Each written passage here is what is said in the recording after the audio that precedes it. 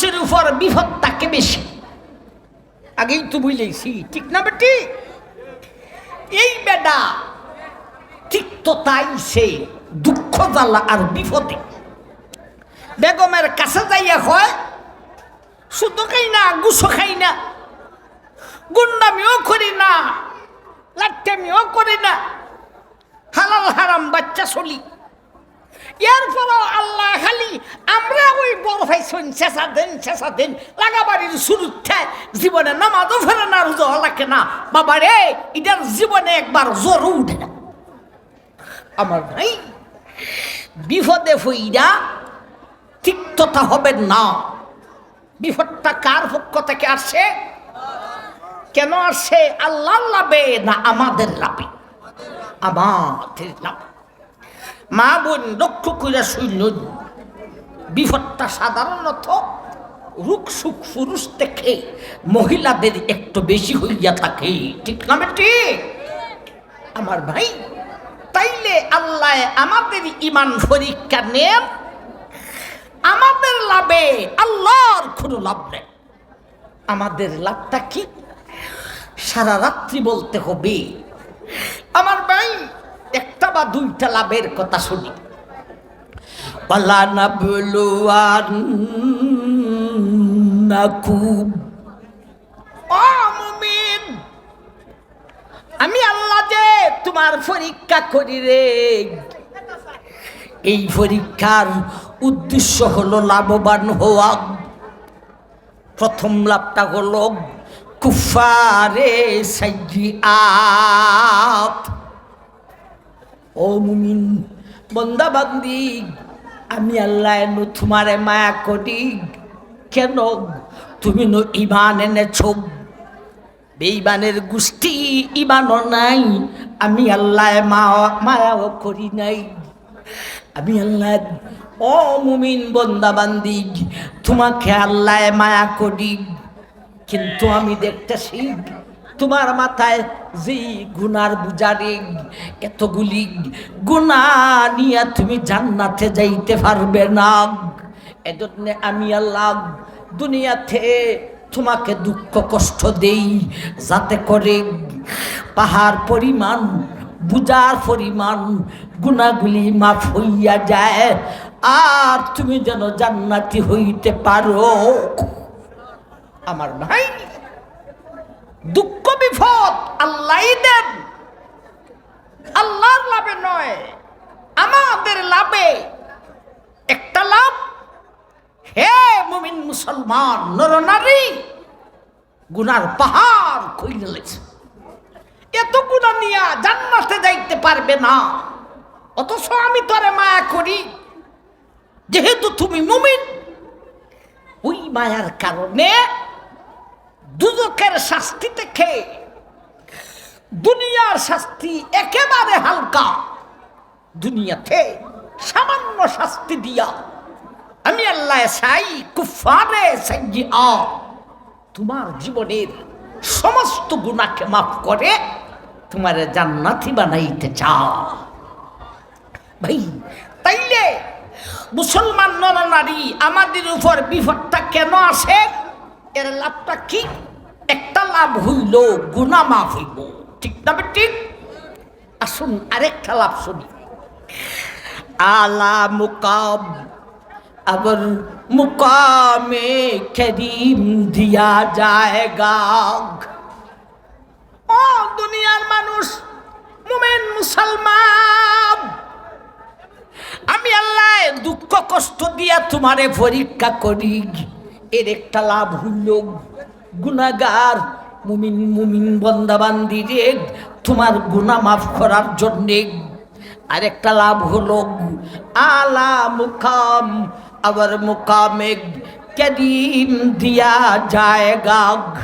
আমি আল্লাহ তোমার মর্যাদা বাড়াইব। ভাই, গুনাহগার মুমিন মুসলমানের উপর বিপদ আসে গুনাহ মাফ করার জন্যে, আর আল্লাহওয়ালা নেককারের উপর বিপদ আসে মর্যাদা বাড়াইবার জন্য। বুঝাইছি না? কি মর্যাদা বাড়বে? ও ভাই, যাকে আল্লাহ যত উঁচা লেভেলের মর্যাদা দিবেন, তাকে আল্লাহ তেমন উঁচা লেভেলের কঠিন দুঃখ কষ্টের পরীক্ষাও করে। আল্লাহ কেউ ছাড়ে নাই। আমার ভাই, নামাজি মানুষকেও আল্লাহ মর্যাদা বাড়াইবার জন্যে দুঃখ কষ্ট দিয়া পরীক্ষা করেন। উলামায়ে কেরামকেও, আল্লাহর ওয়ালিদেরকেও আল্লাহ আল্লাহর নবীদের পর্যন্ত ছাড়েন নাই, দুঃখ কষ্টের পরীক্ষা নিয়েছেন। কেন? মর্যাদা বাড়াইবার জন্য। সমস্ত নবী রাসূল, আমার ভাই, আল্লাহর এক নবী ইব্রাহিম খলিলুল্লাহ, আমার ভাই, আল্লাহর খলিলকে কঠিন কঠিন বহু পরীক্ষা করেছিলেন। কেন পরীক্ষা করেছিলেন? وَإِذِ ابْتَلَى إِبْرَاهِيمَ رَبُّهُ بِكَلِمَاتٍ فَأَتَمَّهُنَّ قَالَ إِنِّي جَاعِلُكَ لِلنَّاسِ إِمَامًا قَالَ وَمِنْ ذُرِّيَّتِي قَالَ لَا يَنَالُ عَهْدِ الظَّالِمِينَ। ওরে দুনিয়ার মানুষ, আমি আল্লাহ আমার খলিলকে বহু পরীক্ষা করেছিলাম। কেন করেছিলাম? আমার খলিলের মর্যাদা বাড়াইবার জন্য। খলিলকে কি পরীক্ষা করলেন আর কি মর্যাদা বাড়াইলেন, আলোচনা করতে হলে সারা রাতির দরকার। একটা পরীক্ষার কথা অন্তত আমরা শুনি।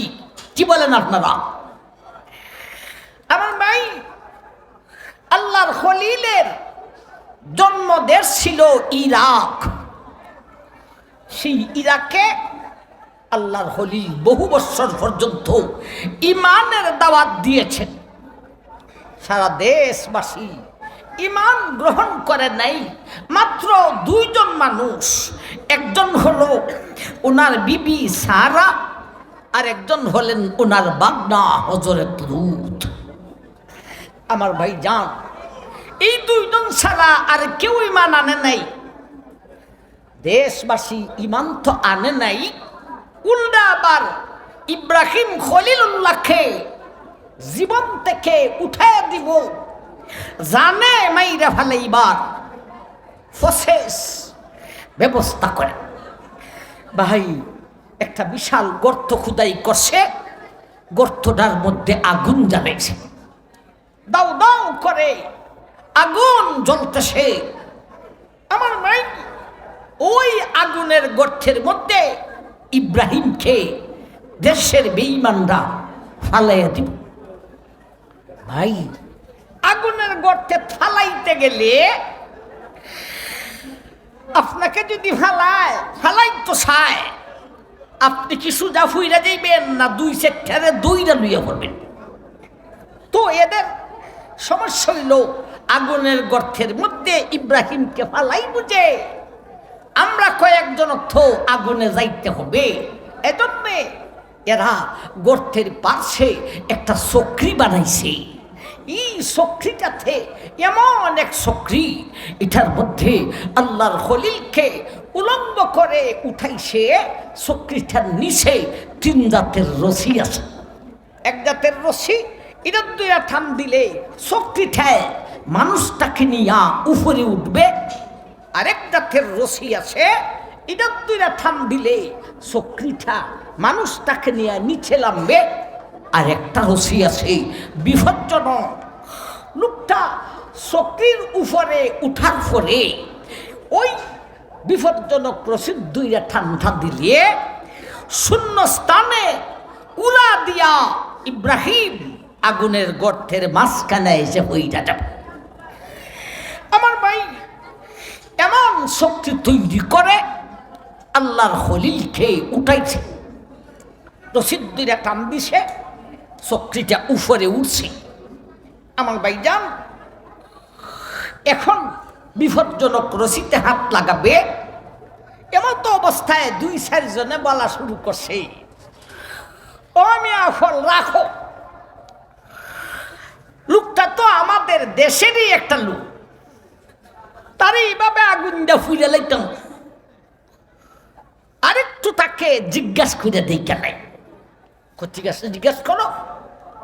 এরা কয়, ও ইব্রাহিম, ইনি তো চক্রের উপরে, তুমি চক্রের মধ্যে থাই বলো আর ইমানের দাওয়াত দিবে না ছাড়বে? যদি কও ইমানের দাওয়াত ছাইরা দিবে,